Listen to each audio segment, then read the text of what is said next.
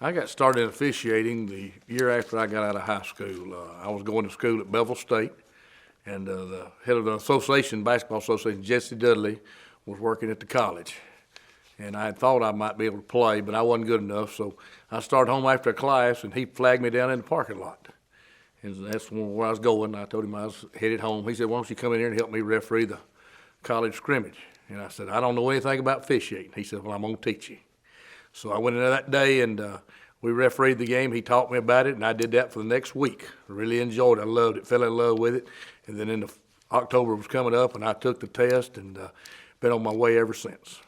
Best advice to give a first-year official is to be a sponge and to listen and just try and soak up everything you can. Find you a mentor that is somebody you can look up to, an official, and be a part of him, follow him, listen to him, and just take what he knows from the game and try and make yourself better and listen to all the advice you can get from other officials, and go watch as many games as you can with other officials as you're learning.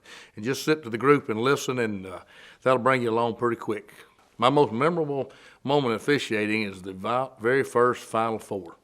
That week stands out as one of the best I think that could ever imagine.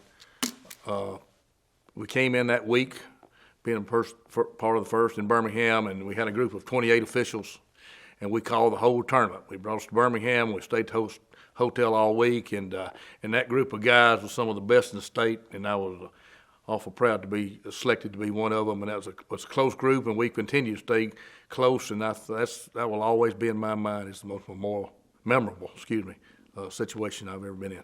Being involved, most part of officiating that I found most gratifying, just being involved and being involved with the schools and the young men and women of the sports. I've always enjoyed being around sports and people, and a people person, and just helping these young men and women. And I've always tried to, as they've come through and graduated, to encourage them to follow and be a part of us. And that's just the part that I really enjoyed about as much as any. The person that had the most influence on my officiating career goes back to the guy that got me started, Jesse Dudley. Jesse was head of our association. He was the only official in our part of the state at that time that was a official that was really, up. He was a college official. Nobody else in that area was.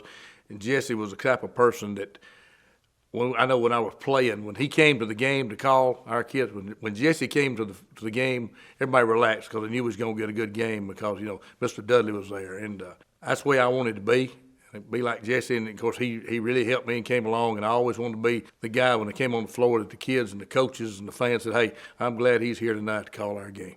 Of course, some of the things I don't guess I can tell, some unusual things that's happened to me over the years, but it was a different one. We were down at a school on an area tournament playoff game, and there were so many people in the gym that when we came out, you couldn't even get on the floor. It was literally packed, the rafters, sides, under the goals, and the teams couldn't even shoot layups. They were having to step into the crowd.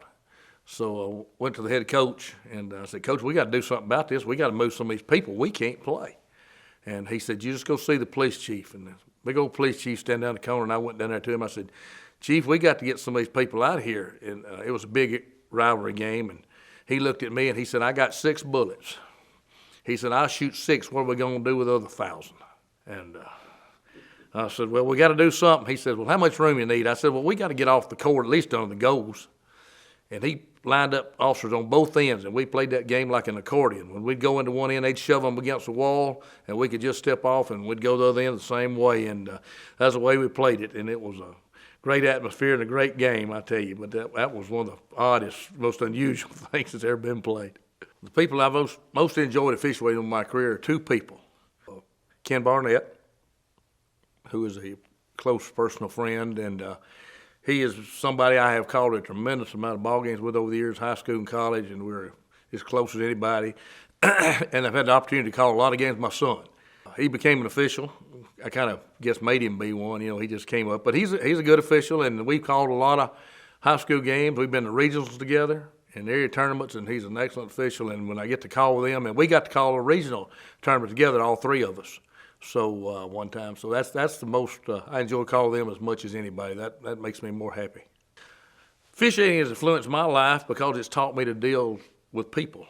I got into it when I was 18 years old, and you're in constant conflict a lot of the times with coaches and fans and players and situations and people, and it teaches you to have patience, to know how to handle people without, getting mad, to be objective, to always be able to see both sides, to be fair. I think that's the biggest thing, and it helps a lot of officials. If you're kind of that way anyway, and it helps you in life, because you got to deal in life the same way you got to deal with officiating.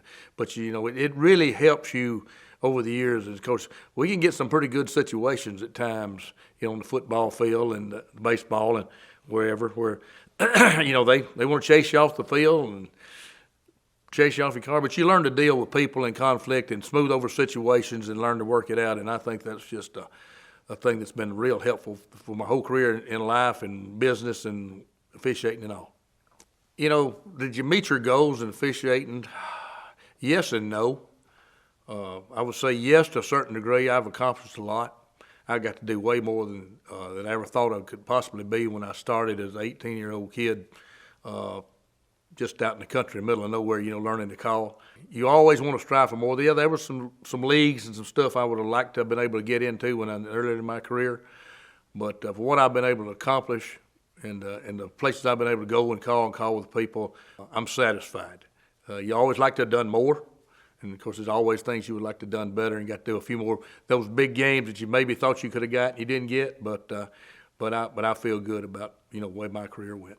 To be voted into the Hall of Fame is just an award is just about it's unimaginable, to be voted on. It's such an honor, and I'm just so humbled to be put in the class with the people that I'm in this year. And you look at the previous classes and the people that's going to come along, and to be a part and a member of that is just something that's just very few people get to be a part of, and I'm so proud of it. And it's just an honor that, it kind of caps off everything you've done for your whole career, because this is 49 years for me. Next year will be 50, and I thought at one time, good gosh, staying at 50 years, that was just kind of, something that was impossible. But, of course, it went by pretty quick. But to be in this hall is just the greatest honor that could be, and I really appreciate it.